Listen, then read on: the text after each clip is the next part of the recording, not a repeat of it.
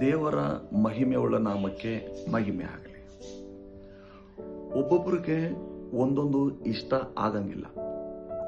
ಒಬ್ಬೊಬ್ಬರಿಗೆ ಇದು ಡ್ರೆಸ್ ಇಷ್ಟ ಆಗಂಗಿಲ್ಲ, ಒಬ್ಬೊಬ್ಬರಿಗೆ ಊಟ ಇಷ್ಟ ಆಗಂಗಿಲ್ಲ, ಒಬ್ಬೊಬ್ಬರಿಗೆ ಒಂದೊಂದು ಪ್ಲೇಸ್ ಇಷ್ಟ ಆಗಂಗಿಲ್ಲ, ಒಬ್ಬೊಬ್ಬರಿಗೆ ಒಂದೊಂದು ಮಾತು ಇಷ್ಟ ಆಗಂಗಿಲ್ಲ. ಹಾಗಾದ್ರೆ ಇನ್ನೊಬ್ಬೊಬ್ಬರು ಎಲ್ಲ ಅಡ್ಜಸ್ಟ್ ಮಾಡ್ಕೊಂಡು ಜೀವಿಸ್ತಾ ಇರ್ತಾರೆ. ಹಾಗಾದ್ರೆ ಯಾರಿಗೂ ಇಷ್ಟ ಆಗದೇ ಇರುವಂತ ಒಂದು ಸಂಗತಿ ಇವತ್ತು ನಾನು ಹೇಳ್ತೇನೆ ನಿಮಗೆ. ಯಾರಿಗೂ ಇಷ್ಟ ಆಗಂಗಿಲ್ಲ.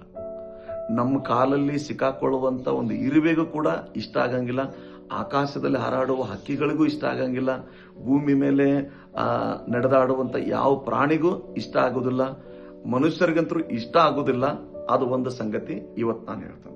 ಏನು ಇಷ್ಟ ಆಗೋದಿಲ್ಲ ಅಂದ್ರೆ ಸಾವು ಅಂದ್ರೆ ಯಾರಿಗೂ ಇಷ್ಟ ಇಲ್ಲ. ಹಲ್ಲೆಲೂಯಾ, ದೇವರಿಗೆ ಮಹಿಮೆ ಆಗಲಿ. ಸಾವಂದ್ರೆ ಯಾರಿಗೂ ಇಷ್ಟ ಇಲ್ಲ. ಆದ್ರೆ ಸಾವಿಗೆ ಇಷ್ಟಪಟ್ಟಂತ ವ್ಯಕ್ತಿಗಳು ಸತ್ಯವೇದದಲ್ಲಿ ನಾವು ಕಾಣ್ತೇವೆ. ಸಾವಂದ್ರೆ ಯಾರಿಗೂ ಇಷ್ಟ ಇಲ್ಲ. ಆದ್ರೆ ಸಾವಿಗೆ ಇಷ್ಟಪಟ್ಟಂತ ಸ್ವಲ್ಪ ವ್ಯಕ್ತಿಗಳದಾರ. ಹಾಗಾದ್ರೆ ಸಾವು ಯಾಕೆ ಇಷ್ಟ ಆಗುದಿಲ್ಲ ಫಸ್ಟ್ ನಾವು ತಿಳ್ಕೊಂಡು, ಆಮೇಲೆ ಸಾವನ್ನ ಯಾರು ಇಷ್ಟಪಟ್ರು ಅಂತ ಆಮೇಲೆ ವಿಚಾರ ಮಾಡು. ಸಾವು ಯಾಕೆ ಇಷ್ಟ ಆಗಂಗಿಲ್ಲ ಅಂದ್ರೆ, ಈ ಶರೀರವನ್ನ ಬಿಟ್ಟ ಮೇಲೆ ಎಲ್ಲಿ ಹೋಗ್ತೇವೆ ಅಂತ ಯಾರಿಗೆ ತಿಳಿಯಂಗಿಲ್ಲಲ್ಲ, ಯಾರಿಗೆ ಕ್ವಶನ್ ಇರ್ತದಲ್ಲ, ಅವರಿಗೆ ಸಾವಂದ್ರೆ ಇಷ್ಟ ಆಗೋದಿಲ್ಲ. ಎರಡನೇದು, ನಾವು ಈ ಭೂಮಿಗೆ ಬಂದಂತ ಉದ್ದೇಶ ಏನು? ಈ ಭೂಮಿ ಬಿಟ್ಟು ಎಲ್ಲಿ ಹೋಗ್ತೇವೆ? ಆತ್ಮ ಇದೆಯಾ? ಸತ್ತ ಮೇಲೆ ನಾವು ಇನ್ನೊಂದು ಕಡೆ ಜೀವಿಸ್ತೇವ? ಏನಾಗ್ತೇವಿ? ಮುಂದೆ ಹೇಗೆ ಜೀವಿಸ್ತೇವೆ ಅನ್ನುವಂತ ಕ್ವಶನ್ ಇರೋರಿಗೆ ಸಾವು ಇಷ್ಟ ಆಗಂಗಿಲ್ಲ.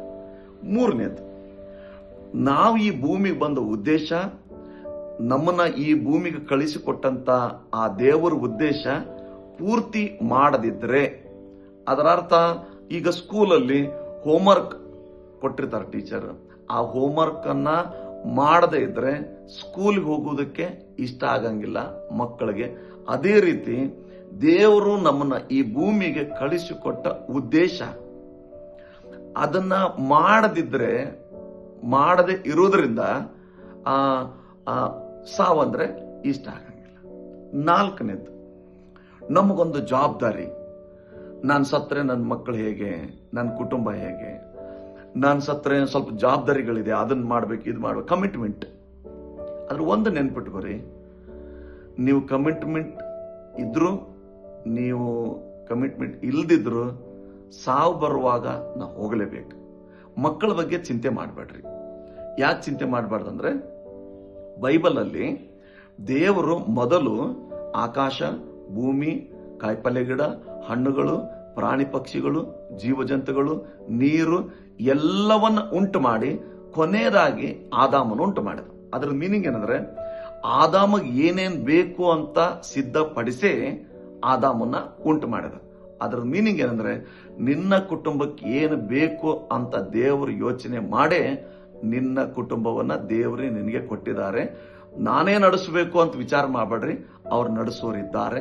ಹಾಗಾದ್ರೆ ನಮ್ದು ಮುಂದಿನ ಪ್ರಯಾಣದ ಬಗ್ಗೆ ಯೋಚನೆ ನಮ್ಮದಾಗಿರ್ಬೇಕು.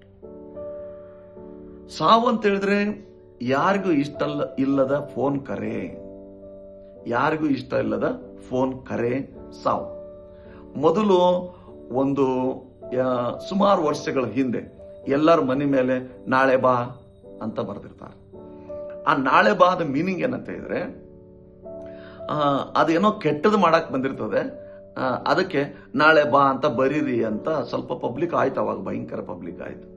ಈ ನಾಳೆ ಬಾ ಅಂತ ಈ ಸಾವಿಗೆ ಓದೋದಕ್ಕೆ ಬರುದಿಲ್ರಿ. ಅದು ನಾಳೆ ಬಾ ಅಂದ್ರೆ ಹೋಗುವಂಥದ್ದು ಅಲ್ಲ. ನಮ್ಮನೆಗೆ ಯಾರ ಗೆಸ್ಟ್ ಬರ್ತಾ ಇದ್ರೆ ಅವ್ರಿಗೆ ನಾವು ಹೇಳ್ಬೋದು ನಾಳೆ ಬಾ ಅಂತೇಳಿ. ಆದ್ರೆ ಈ ಸಾವಿಗೆ ನಾಳೆ ಬಾ ಅಂದ್ರೆ ಅದು ಕೇಳಿಸ್ಕೊಳ್ಳೋದಿಲ್ಲ. ಅದರದ ಡ್ಯೂಟಿ, ಅದರದ ಕೆಲಸ ಅದು ಮಾಡ್ತದೆ. ರೈಟ್. ನಾವು ಯಾವುದಕ್ಕೂ ಹೆದರ್ದಿದ್ರು ಒಂದಕ್ಕೆ ಮಾತ್ರ ಬಹಳ ಹೆದರ್ತೇವಿ, ಅದು ಸಾವು. ಯಾಕೆ ಹೆದರ್ತೇವೆ ಅಂದ್ರೆ, ನಮ್ಮ ಶಕ್ತಿ ಮೀರಿ ಅದಕ್ಕೆ ಶಕ್ತಿ ಇದೆ. ನಮ್ಮ ಹತ್ರ ಹಣ ಇದೆ, ಆ ಹಣ ಆ ಸಾವಿಗೆ ನಡೆಯುವುದಿಲ್ಲ. ನಾವು ಬಹಳ ಹೆಸರು ಮಾಡಿದೇವಿ, ಬಟ್ ಆ ಸಾವು ಮುಂದೆ ಯಾವ ಹೆಸರು ಇಲ್ಲ. ನಾವು ಬಹಳ ಆರೋಗ್ಯದಿಂದ ಇದ್ದೇವೆ, ಆ ಸಾವಿಗೆ ನಿನ್ನ ಆರೋಗ್ಯದ ಅವಶ್ಯಕತೆ ಇಲ್ಲ. ನಂದು ಇನ್ನೂ ಕಮಿಟ್ಮೆಂಟ್ ಇದೆ, ಆ ಸಾವಿಗೆ ನಿನ್ನ ಕಮಿಟ್ಮೆಂಟ್ ಕೇಳುವಂತ ಶಕ್ತಿ ಇಲ್ಲ. ಹಾಗಾದ್ರೆ ನಮಗೊಂದು ಪ್ರಶ್ನೆ ಬರ್ತದೆ, ದೇವರು ನಮಗೆ ಈ ಭೂಮಿಗೆ ಕಳಿಸಿಕೊಟ್ಟ ಉದ್ದೇಶ ಏನಾಗಿದೆ? ಹಾಗಾದ್ರೆ ಈ ಭೂಮಿಗೆ ಕಳಿಸಿಕೊಟ್ಟಂತ ಒಂದು ಕೆಲಸ ನಾವು ಪೂರ್ತಿ ಮಾಡಿದೇವಾ? ಈ ಪ್ರಶ್ನೆಗಳನ್ನ ಹಾಕೋಬೇಕು. ಮತ್ತು ನಾವು ಎಲ್ಲಿಂದ ಬಂದಿದ್ದೇವೆ, ಎಲ್ಲಿಗೆ ಹೋಗ್ತೇವಿ, ಯಾಕೆ ಬಂದಿದ್ದೇವಿ, ಏನು ಮಾಡೋದಕ್ಕೆ ಬಂದಿದ್ದೇವಿ, ಈ 3-4 ಪ್ರಶ್ನೆಗಳನ್ನ ನಿಮ್ ಜೀವಿತದಲ್ಲಿ ಅಳವಡಿಸ್ಕೊಳ್ರಿ. ಇದೆಲ್ಲದಕ್ಕೂ ಉತ್ತರ ಸತ್ಯವೇದದಲ್ಲಿ ಸ್ಪಷ್ಟವಾಗಿದೆ, ಬೈಬಲ್ ಅಲ್ಲಿ ನಿಮ್ಗೆ ಆನ್ಸರ್ ಸಿಗ್ತದೆ. ಹಾಗಾದ್ರೆ ಸಾವಿಗೆ ಇಷ್ಟಪಟ್ಟಂತ ಒಬ್ಬ ವ್ಯಕ್ತಿ ಇದ್ದಾನೆ. ಅವನು ಯಾರು ಅಂತ ಹೇಳಿದ್ರೆ ಅಪೋಸ್ತಲನಾದ ಪೌಲ. ಯಾಕೆ ಅವನಿಗೆ ಸಾವು ಇಷ್ಟ ಅಂತ ಹೇಳಿದ್ರೆ, ಅವನಿಗೆ 65 ವರ್ಷದಲ್ಲಿ ದೇವರು ಅವನಿಗೆ ಕೊಟ್ಟ ಕೆಲಸವನ್ನ ಪೂರ್ತಿ ಮಾಡಿದ್ದೇನೆ. ಅದಕ್ಕೆ ಹೇಳ್ತಾನವ, ನಂಗೆ ಸಾವಂದ್ರೆ ಇಷ್ಟ.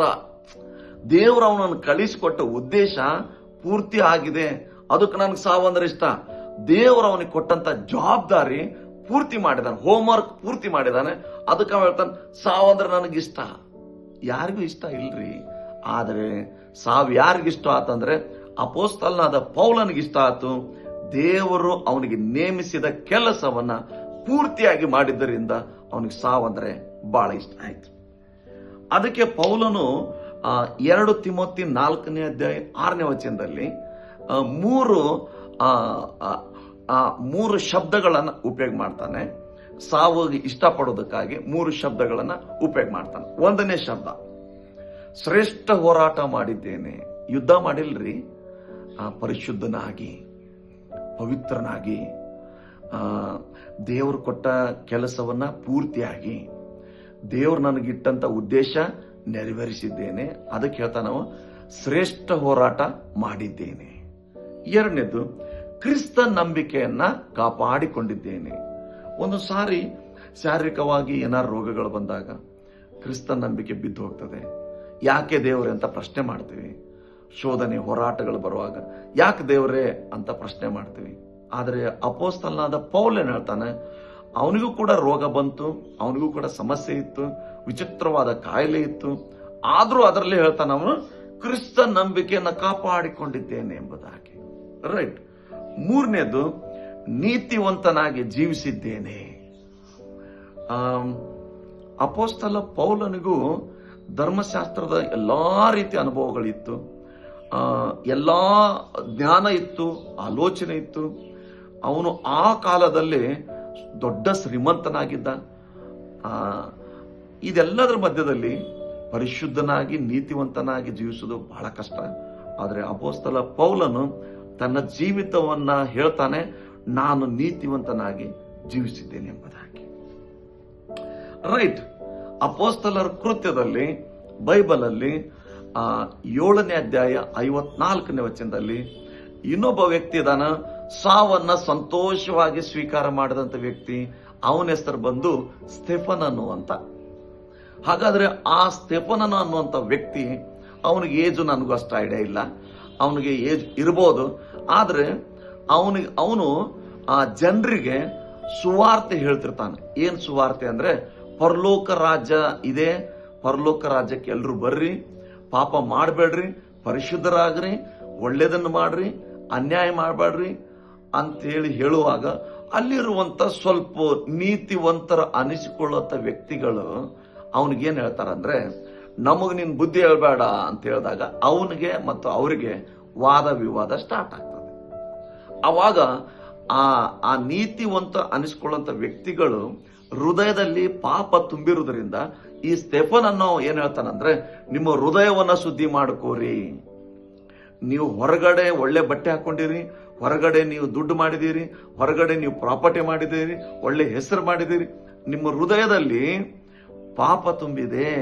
ಹಾಗಾದ್ರೆ ದೇವರು ದೇವಾಲಯದಲ್ಲಿ ವಾಸ ಮಾಡುವುದಿಲ್ಲ, ದೇವರು ನಿಮ್ಮ ಹೃದಯದಲ್ಲಿ ವಾಸ ಮಾಡ್ತಾರೆ. ಹೃದಯವನ್ನ ಶುದ್ಧಿ ಮಾಡ್ಕೋರಿ ಅಂದಾಗ ಆ ನೀತಿವಂತರ ಅನಿಸ್ಕೊಳ್ಳೋರು ಏನ್ ಮಾಡ್ತಾರಂದ್ರೆ, ಒಂದು ದೊಡ್ಡ ಕಲ್ಲು ತಗೊಂಡು ಹೊಡಿತಾರ ಅವನು. ಯಾವಾಗ ಅಲ್ಲಿ ಸುತ್ತಲೂ ನಿಂತವ್ರ ಕಲ್ಲು ಅವನ ಮೇಲೆ ಕಲ್ಲು ಬೀಳ್ತದಲ್ಲ, ಅವಾಗ ಅವನು ಪರಲೋಕದ ಕಡೆ ಮೇಲೆ ನೋಡ್ತಾನೆ.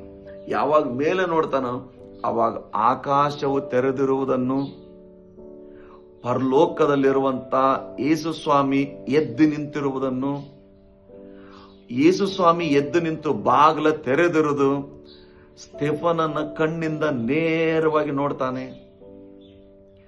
ಅವಾಗ ಆ ಕಲ್ಲು ಹೊಡೆಯೋರು ಅವನ ಮುಖ ನೋಡಿದಾಗ ಸತ್ಯವೇದ ಹೇಳ್ತದೆ, ದೇವದೂತನಂತೆ ಪ್ರಕಾಶಿಸಿತು ಅಂತ ಬರೆಯಲ್ಪಟ್ಟದೆ. ಹಾಗಾದ್ರೆ ಕಲ್ಲು ಬೀಳ್ತಾ ಇದ್ರು, ಶಾರೀರಿಕವಾಗಿ ಶುಗರ್ ಬಂದ್ರು, BP ಬಂದ್ರು, ರೋಗ ಬಂದ್ರು, ಸಮಸ್ಯೆ ಬಂದ್ರು, ನಮಗೆ ಊಟ ಇಲ್ಲದಿದ್ರು, ಶಾರೀರಿಕವಾಗಿ ಏನೇ ಸಮಸ್ಯೆ ಬಂದ್ರು, ನಾವು ಪರಲೋಕದ ಕಡೆ ನೋಡುವಾಗ ನಮ್ಮ ಮುಖವು ಕೂಡ ಶೈನ್ ಆಗಿರ್ತದೆ. ಅವಾಗ ಪರಲೋಕ ಯಾವಾಗ ತೆರೀತು, ಅವನ ಬಾಯಿಂದ ಒಂದು ಮಾತು ಬರ್ತದೆ. ಏನಂತ ಹೇಳಿದ್ರೆ, ಸ್ವಾಮಿ ಇವರೆಲ್ಲ ಕಲ್ಲು ಹೊಡಿತಾ ಇದಾರಲ್ಲ, ಇವ್ರನ್ನ ಕ್ಷಮಿಸು. ಸಾವನ್ನ ಎದುರುಗೊಳ್ಳೋದಕ್ಕೆ ಸಂತೋಷವಾಗಿ ಹೋದಂತ ಎರಡನೇ ವ್ಯಕ್ತಿ ಸ್ಟೆಫನ್ ಆಗಿದ್ದ. ರೈಟ್. ನಾವು ಇನ್ನೊಬ್ಬ ವ್ಯಕ್ತಿಯನ್ನ ನಾವು ಕಾಣ್ತೇವೆ. ಇವರು ವ್ಯಕ್ತಿ ಅಲ್ಲ, ಶ್ರೇಷ್ಠವಾದಂತ ಹೆಸರು ಉಳ್ಳಂತ ಮತ್ತು ಇಡೀ ಪರಲೋಕ ಭೂಲೋಕಗಳನ್ನ ಬಾಯಿ ಮಾತಿನಿಂದ ಉಂಟು ಮಾಡಿ ಆದಿಯಲ್ಲೇ ಇರುವಾತನು ಮಾನವರಿಗಾಗಿ ಯೇಸುವಾಗಿ ಬಂದಾತನು. ಆದಿಯಲ್ಲೇ ಇರುವಾತನು ಯೇಸುವಾಗಿ ಮನುಷ್ಯರಿಗೋಸ್ಕರ ಬಂದಾತನು. ಅವರು ಸಾವನ್ನ ಎದುರುಗೊಂಡ್ರು. ನಾಳೆ 12 ಗಂಟೆಗೆ ನಿಮ್ಗೆ ಸಾಯಿಸ್ತಾರೆ ಅಂದಾಗ ನೀವು ಯಾರಾದ್ರೂ ಆಗಿದ್ರೆ 1 ಕಿಲೋಮೀಟರ್ ಓಡೋಗ್ತಿದ್ವಿ, ಇಲ್ಲ 10 ಕಿಲೋಮೀಟರ್ ಓಡೋಗ್ತಿದ್ವಿ. ಯೇಸು ಸ್ವಾಮಿಗೆ ಸಾಯಿಸ್ತಾರ ಅಂದಾಗ ಅರ್ಧ ಕಿಲೋಮೀಟರ್ ಮುಂಚೆ ಹೋದ್ರಂತ. ಅದರ ಮೀನಿಂಗ್ ಏನಂತಿದ್ರೆ, ಅವರು ಈ ಭೂಮಿಗೆ ಬಂದ ಉದ್ದೇಶ, ಯೇಸು ಸ್ವಾಮಿ ಈ ಭೂಮಿಗೆ ಬಂದಂತ ಕೆಲಸ, ಯೇಸು ಸ್ವಾಮಿ ಈ ಭೂಮಿಗೆ ಕಳಿಸಿಕೊಟ್ಟಂತ ಎಲ್ಲ ಯೋಚನೆಗಳು ಸಕ್ಸಸ್ ಮಾಡಿದ್ರು. ಅವರಿಗೆ 30 ವರ್ಷ ಅವರು ಬೆಳೆದ್ರು. 3.5 ವರ್ಷ ಅವರಿಗೆ ನೇಮಿಸಿದ ಕೆಲಸವನ್ನ ಪರಿಪೂರ್ಣ ಮಾಡಿದರಿಂದ ಸಾವನ್ನ ಎದುರುಗೊಳ್ಳುವುದಕ್ಕಾಗಿ ಹೋದ್ರು. ನಾವಿವತ್ತು ನಿಮ್ಗೆ ಹೇಳುವಂತ ಉದ್ದೇಶ ಇಷ್ಟೇ. ಶಾರೀರಿಕ ಶೋಧನೆ ಬರುವಾಗ ಆತ್ಮಹತ್ಯೆ ಮಾಡ್ಕೋಬೇಡ್ರಿ. ಆತ್ಮಹತ್ಯೆ ಘೋರ ಪಾಪ. ಶರೀರ ಹತ್ಯೆ ಅಲ್ಲ, ಅದು ಆತ್ಮಹತ್ಯೆ. ಅದರದ್ದು ಮೀನಿಂಗ್ ಏನಂದ್ರೆ, ನಿಮ್ಮ ಆತ್ಮವನ್ನೇ ಕೊಂದ್ರಿ ಅಂತ. ಆತ್ಮವನ್ನು ಕೊಲ್ಲೋದಕ್ಕೆ ಯಾರಿಗೂ ಸಾಧ್ಯ ಇಲ್ಲ.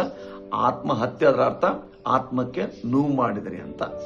ಮರಣ ಇಲ್ಲ, ಯಾರಿಗೂ ಮರಣ ಇಲ್ಲ.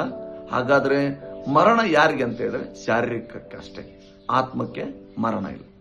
ಅದು 2 ಸ್ಥಳದಲ್ಲಿ ಇರ್ತತಿ. ಒಂದು ನಿತ್ಯ ಜೀವ ಪರಲೋಕ, ಇನ್ನೊಂದು ಸ್ಥಳದಲ್ಲಿ ನರಕ. ಈ 2ರಲ್ಲಿ ಒಂದೇ ಕಡೆ ವಾಸವಾಗಿರ್ತದೆ. ಯೇಸು ಸ್ವಾಮಿ ಮಾನವರಾಗಿ ಈ ಲೋಕಕ್ಕೆ ಬಂದಿದ್ದ ಉದ್ದೇಶ ಜಾತಿ ಬದಲು ಮಾಡೋದಕ್ಕಾಗಿಲ್ಲ, ಧರ್ಮವನ್ನ ಚೇಂಜ್ ಮಾಡೋದಕ್ಕಾಗಿಲ್ಲ, ಹೆಸರನ್ನು ಬದಲಾಯಿಸೋದಕ್ಕಾಗಿಲ್ಲ, ಪರಲೋಕ ರಾಜ್ಯದ ಸುವಾರ್ತೆ ಸಾರೋದಕ್ಕಾಗಿ. ಹಾಗಾದ್ರೆ ಸಾವಂದ್ರೆ ಯಾಕೆ ನಾವು ಹೆದರ್ತಾ ಇದ್ದೇವಂದ್ರೆ, ದೇವರು ನಮಗೆ ಕೊಟ್ಟ ಕೆಲಸ ಪೂರ್ತಿ ಮಾಡದೇ ಇರುವುದರಿಂದ ಸಾವಂದ್ರೆ ಭಯ ಪಡ್ತದೆ. ಈ ವಾಕ್ಯದ ಮೂಲಕ ದೇವರು ನಿಮ್ಮೆಲ್ಲರನ್ನು ಆಶೀರ್ವದಿಸಲಿ. ಧೈರ್ಯವಾಗಿರಿ, ಹೆದರ್ಬೇಡ್ರಿ, ಭಯ ಪಡಬೇಡ್ರಿ. ಜೀವಿತದಾಗ ಏನೇ ಬಂದ್ರು ಎದುರಿಸ್ರಿ. ಯೇಸು ಸ್ವಾಮಿ ನಿಮ್ಮ ಜೊತೆ ಇದ್ದಾನೆ. ದೇವರು ನಿಮ್ಮೆಲ್ಲರನ್ನು ಆಶೀರ್ವದಿಸಲಿ. Thank you.